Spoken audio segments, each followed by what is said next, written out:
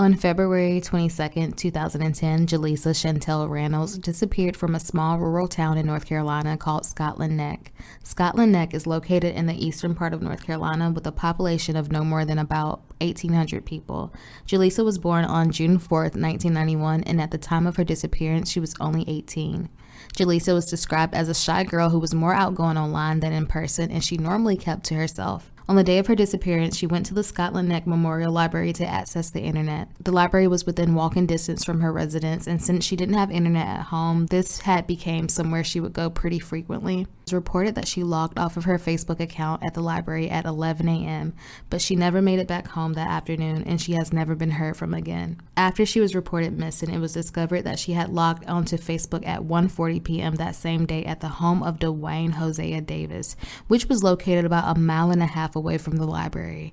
Dwayne told the authorities that Jaleesa left his residence between 2 to 3 p.m., and that is the last known indication of her whereabouts. Dwayne is a registered SCX offender. He served almost 7 years in prison for a 1994 armed conviction. In a media interview, Dwayne admitted that he knew Jaleesa, she was a nice girl, and that she came to his house, used his computer, and visited his horses, but denied having harmed her, and claimed he didn't know what happened to her.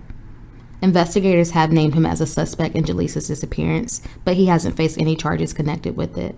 Foul play is suspected in her case, and it still remains unsolved.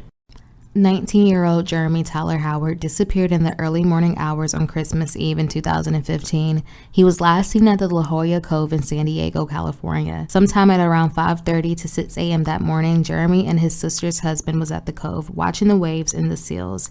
Jeremy, who was originally from Seattle, Washington, had been visiting his sister Sadie Oliver in San Diego for about 3 months.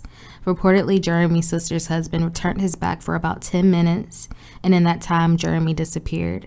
He has never been seen or heard from again. Since Jeremy disappeared so close to the water, the initial theory was that he fell into the water, but after many extensive searches of the water near their cove, there was no sign of Jeremy. This led his family to believe that something else happened. The water at the cove is very shallow, and Jeremy is described as about 6'4" to 6'5" feet tall, which made it more likely for him to have been spotted if he was in the water.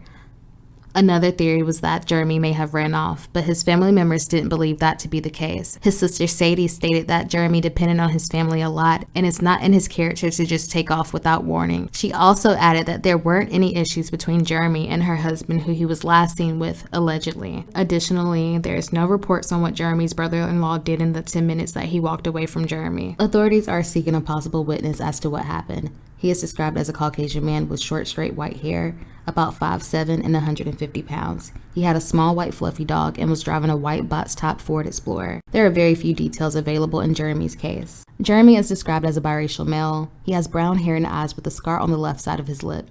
Jeremy was last seen wearing a maroon shirt, black sweatpants, and no shoes. He has a tattoo on his right forearm of a cross with the word faith above it, and a tattoo on his left forearm with the words rest in peace Rashia, and the date 7/5/2007. Nigel J was last seen on April 7, 2013. During the time of his disappearance, he was 33 years old and living in Hayward, California. Nigel was a very hard worker and seemed to have a passion for cooking. He worked as a chef at a restaurant in Alameda and a cook at a homeless shelter in downtown Compton. Nigel also had a tattoo of a spatula on one forearm and a knife on the other. Reportedly, Nigel didn't own a car, but on the weekend of April 7th, he rented a vehicle from Hertz to transport his father to and from his medical appointments. The evening of his disappearance, he was supposed to drop off his father's medicine and return the car back to Hertz. Neither of these things happened. Nigel's girlfriend and his family spent a few days looking for Nigel until they finally filed a missing persons report on April 10, 2013. The investigation determined that Nigel was last seen around 9 p.m. on April 7th. He went to the 1900 block of Broadway Street in Oakland to bring keys to his friend, and he has never been seen again. His cell phone and bank accounts have not been used since that evening either. A few days after Nigel vanished, the rental car he was using was found abandoned on 98th Avenue in Oakland. The car was unlocked and appeared to be in good shape. There was no sign of struggle in or around the car, and no sign of Nigel either. In May 2013, police served a 2-hour search warrant at Custom Inc. and the adjacent wireless cell phone business, but denied to say if anything was found inside. Nigel's case still remains unsolved and is listed as suspicious.